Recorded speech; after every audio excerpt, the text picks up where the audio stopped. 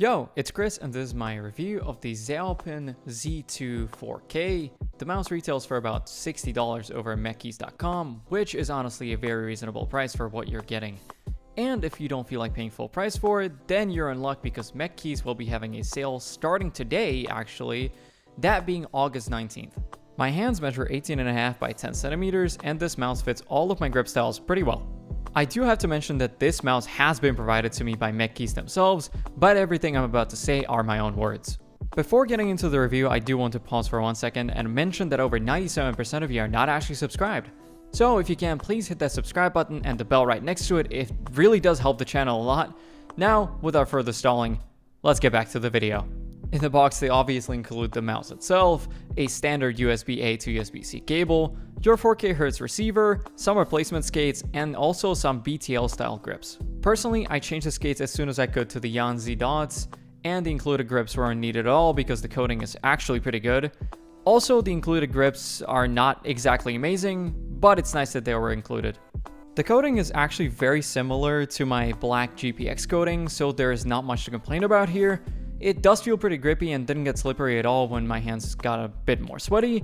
My only concern would be the mouse yellowing, since the old white GPX used to yellow pretty easily. I personally never had any issues with mouse yellowing, but I wanted to throw that out there.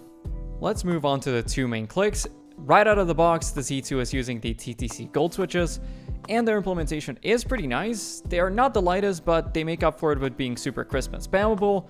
But if you don't like them, you can just switch them to your favorite switches since this mouse has a hot swallow PCB. Unfortunately though, I can't show you this feature since my switches actually got lost in the shipping, but trust me, changing them is super easy. The side clicks are decent, but nothing mind-blowing. They are light and clicky, but the travel on them is absolutely insane.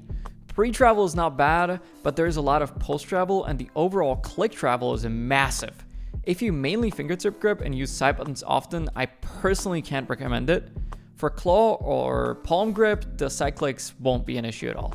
The scroll wheel is using the TTC Gold encoder, and once again something that is just incredibly similar to my GPX. From how light it is to the feel of the notches, the only real difference is how the click feels, while on the Z2 it feels more mechanical. Overall, it's an okay scroll wheel, but not my favorite ever, but I'd be lying if I said that there are any issues with it. But anyway, here's the sound test.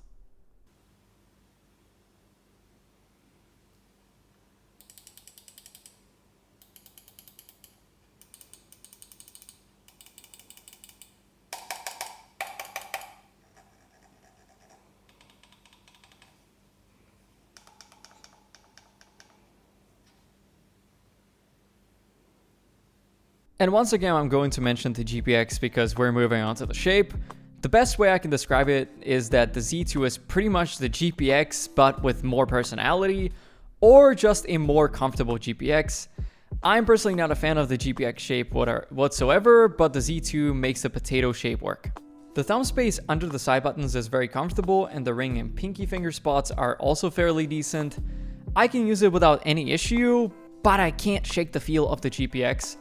The shape just doesn't really work for me, and while this mouse has 1,000 times better shape, it still feels too similar to me, unfortunately. Main grips that I would recommend would be the claw and fingertip. Yes, I did say fingertip to an ergo mouse. The sides are so flat that you can barely tell that this is supposed to be an ergo shape. My only issue though, fingertipping, would be the click height. If you use a more aggressive claw, then you should be totally fine. That's what I've been using for the past few days, and I got a pretty good grip and I've been enjoying it. The size is 123mm long, 64mm wide, and 40mm tall, which is only 2mm shorter than the GPX SUPERLIGHT, but I would still call this a small to a medium mouse. The weight is nothing mind-blowing, but it's totally usable at the advertised 65 grams. Mine actually comes in at 64 grams with the dot skates applied, but there is not much more to say. I have not run into any issues because of it, and the weight balancing is perfectly in the middle of the mouse as well. But in the perfect world, I would prefer if it was around 50 to 55 grams.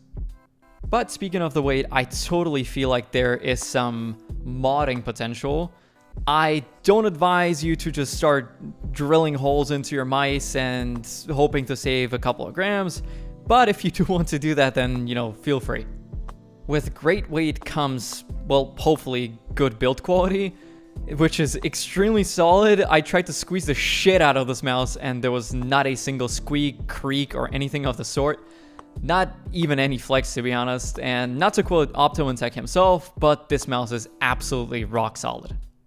The battery life on 4K on my unit is around 2 days, which is pretty average for this sensor. This has not been an issue for me at all since I always charge my mice when I go to bed.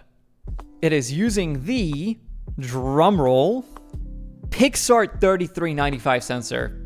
Yes, you probably guessed it, everybody's favorite sensor, I guess, which everyone at this point definitely knows, but to keep it brief, it is precise, reliable, and reaches up to 26K DPI, and the 4K performance is pretty stable and totally usable.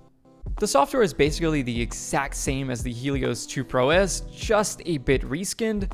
Everything is pretty intuitive and you can adjust all that you could ever possibly want. If you use your wireless mice with Bluetooth, maybe at the office or something, then you're in luck because the Z2 luckily supports Bluetooth as well. You just have to flick this switch up and then you just connect your mouse and I guess you're done.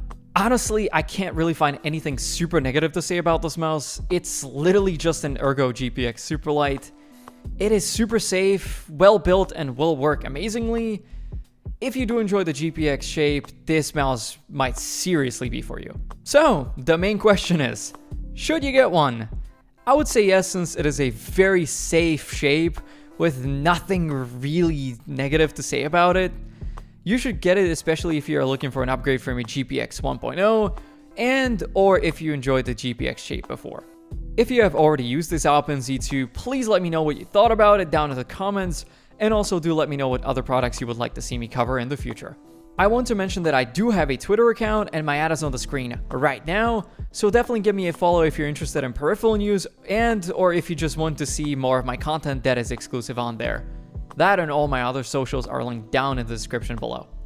If you've enjoyed this review, please let me know by liking this video and subscribing. You can also click the notification bell to not miss any of my future uploads.